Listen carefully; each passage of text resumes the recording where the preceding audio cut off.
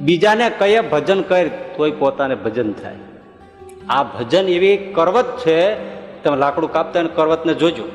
એ કરવત એવું છે, આવતાય કાપે અને જાતાય કાપે. કરવત આવતા ને જાતા બે વખતે કાપે છે. ભજન એવું છે. જાગ્રતમાં કરો, સભાનતાથી કરો, અભાનતાથી કરો, રાગથી કરો, દ્વેષથી કરો, પણ પાપ કાપે કાપે ને કાપે. સીધું સાદી વાત છે ને. તમે ગોળ છે એ અંધારે ખાવ કે ચોકમાં ખાવ, ગળ્યો જ લાગે.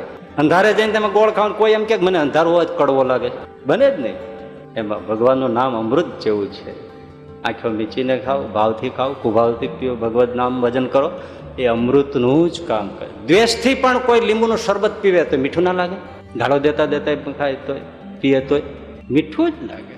તો ભગવાનનું નામ એવું છે કે દ્વેષથી જપે તો પણ કલ્યાણ થાય.